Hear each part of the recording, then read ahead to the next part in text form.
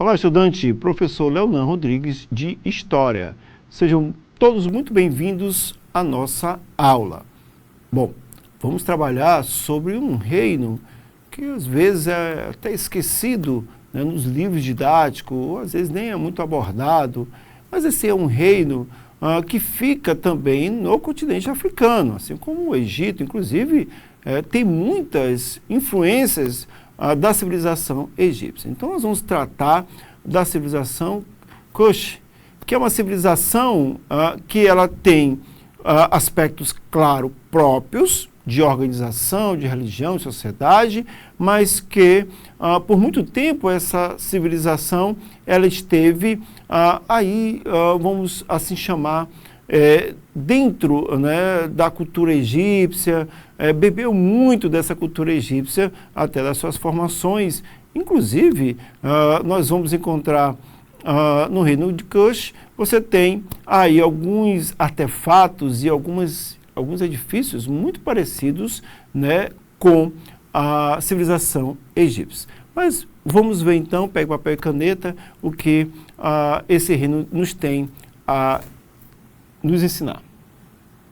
Bom, primeiro eu trago este mapa, que é muito importante, né, para que a gente possa verificar onde está localizado, né, esse reino, né? Então, ele está nessa porção aqui, né, da África, onde você tem hoje, né, o Sudão, aí o Sudão do Sul, próximo aí já, né, a uma saída aqui já para o mar Mediterrâneo, né, ali principalmente, né, o Sudão ali no Mar Vermelho, né, que está, né, localizado nessa parte, já ali fronteiriça com a Ásia, né? Então é uma região que ela vai ter uma proximidade, né, com o mar, então isso favorece algumas questões marítimas, de comércio também, né, mas também ela faz parte aí do continente africano, rico em metais preciosos,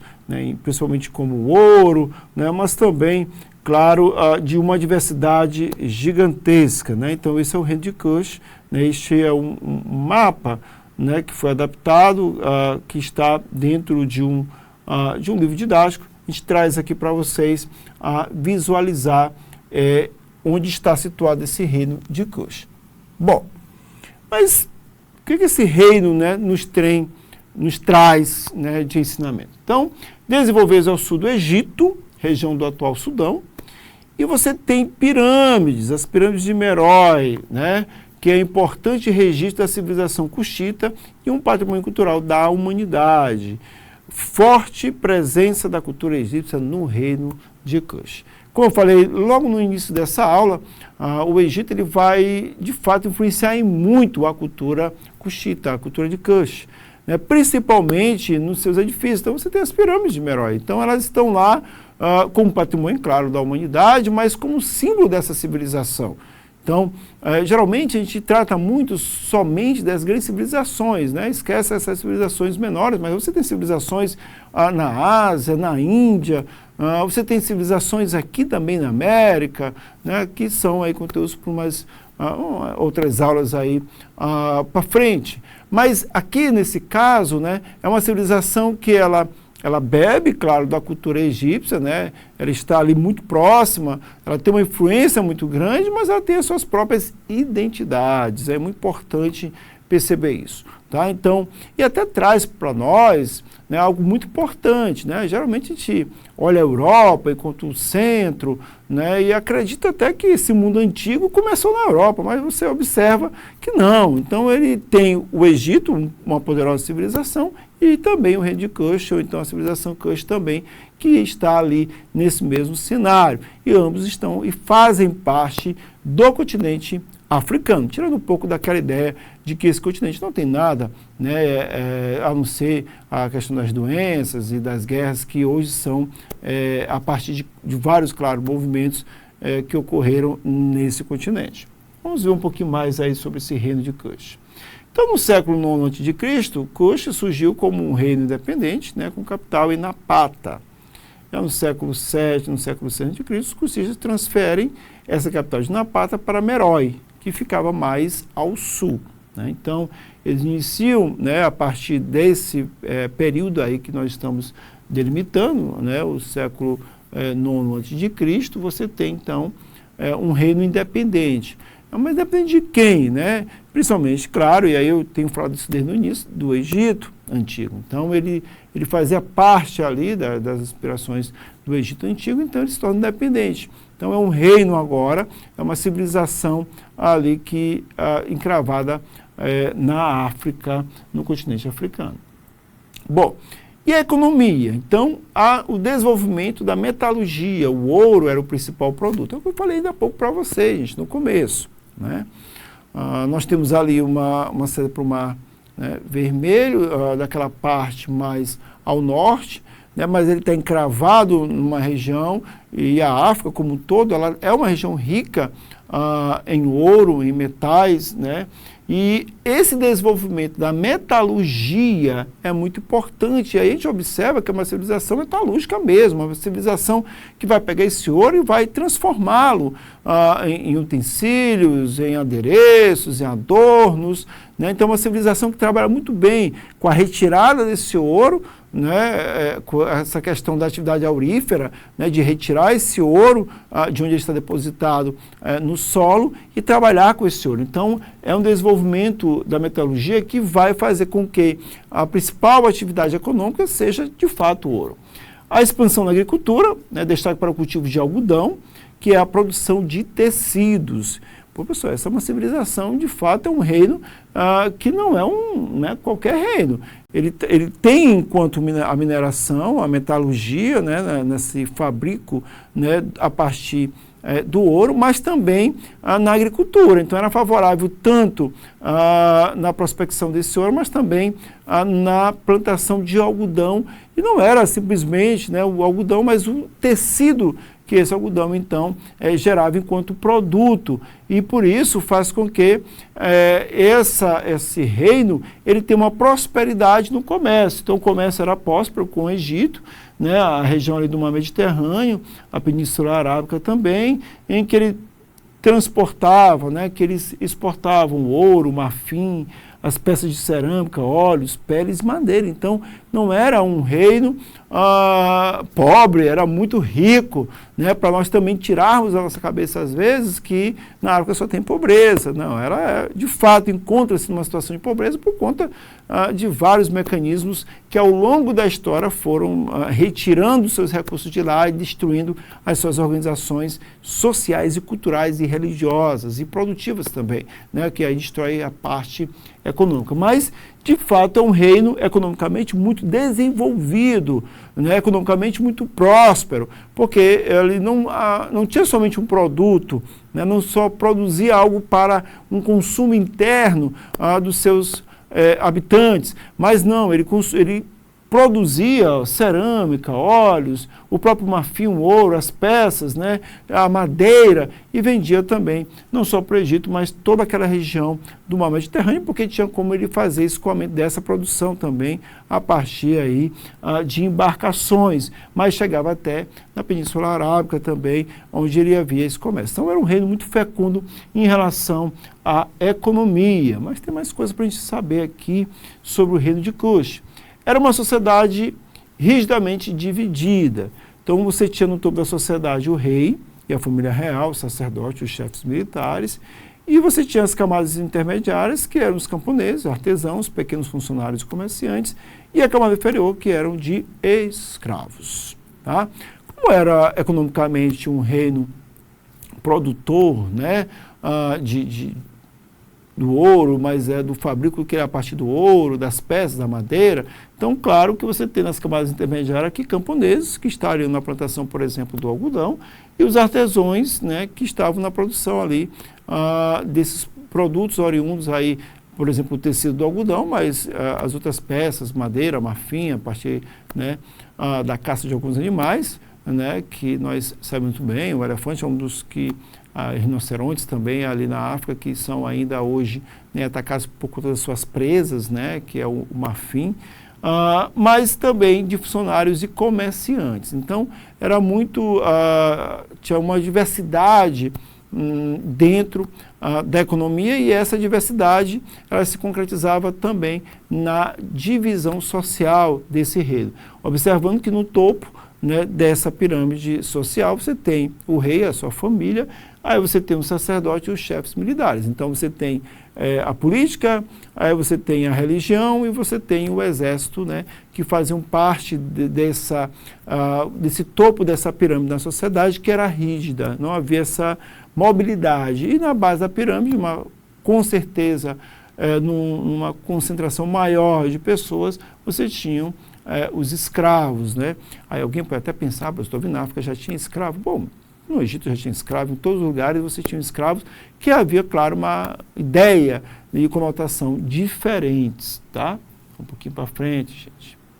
A política no reino de Cush era uma monarquia hereditária, o rei era responsável pela administração e cobrança de impostos, mães e esposas da família real, que é as Candaces, cumpriu um papel político e social importante, o matriarcado. Professor, está aí uma coisa que é interessante nessa civilização, nesse reino, né? Você tem o matriarcado, ou seja, as mulheres tinham um papel político que é diferente das outras civilizações, né, de outros momentos de outras aulas que também você já com certeza ouviu, né? O Egito, a Mesopotâmia, os persas, você não via as mulheres. Na verdade, elas estavam lá, mas a história ocultou essas mulheres, né? Porque você sempre via as figuras masculinas que estavam à frente, eram os reis, os imperadores. Mas aqui você tem uma ótima novidade, né? Que é nesse reino de Cush você tem um matriarcado. Não é o patriarcado, por exemplo, como lá os hebreus tinham os patriarcas, não, aqui é o matriarcado, é uma sucessão a partir de mulheres, que são essas Candaces, que faziam parte da família real. Então esse rei também, que é responsável pela cobrança dos impostos, né, que tinha essa figura masculina, mas tinha a figura também feminina, nesse papel político e social. Por isso o nome de matriarcado. Ainda hoje você tem, principalmente em algumas regiões, né, brasileiras, uma família toda chefiada por mulheres, né, que é essa ideia um pouco aí do matriarcado. Aqui não há uma ideia de chefe, né, porque você tem um rei, mas você tem um papel político, né, você tem um papel social estabelecido para as mulheres. Então observe que é uma civilização desse mundo antigo que, claro, você tem a Grécia, né, que tem um papel também, principalmente Esparta, tem um papel da mulher, mas aqui é uma das civilizações que mostra claramente que a mulher tem um papel dentro dessa organização da política no reino de Cush. Tá? Aí você tem a cultura, né, arquitetura, pirâmides e palácios, o artesanato, as joias em ouro, prata, as pedras preciosas e semi-preciosas, peças de cerâmica. Professor, esse povo realmente era muito, né, especializado, gente, porque eles tinham ali joias. Bom, nós sabemos que lá no Egito Antigo você também tinha algumas chinelas que eram de ouro, de prata, que o faraó utilizava. Então aqui eles tinham de fato um artesanato, né? Então essas joias que eram em ouro, em prata, em peças preciosas, semi-preciosas, peças de cerâmicas, eram muito cobiçadas por outras elites, por outras civilizações, e que eram também muito bem comercializadas, né? Então não era só o ouro, né, ali bruto, retirado, não, ele era lapidado, ele era construído, aí você tem os artífices, né? Aí você tem o artesanato, que era muito forte dentro da cultura do reino de Cush. A escrita meroíta, né, um alfabeto composto de 23 caracteres.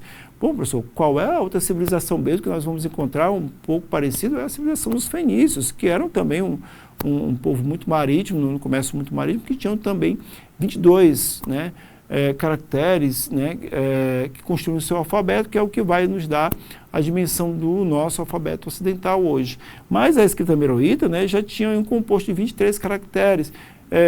Claro que eles utilizavam muito isso nessa produção do comércio, mas também, claro, nos registros, e por isso chega até os nossos dias, chega até, né, essa aula que eu estou aqui ministrando para vocês, né, porque eles deixam algumas coisas de fato escritas dentro desse reino de Cush. Então tem muita coisa nesse reino aí. Mas há o declínio, né? O professor sempre tem esse declínio, sempre, gente, sempre vai ter o declínio dessas civilizações, desses reinos.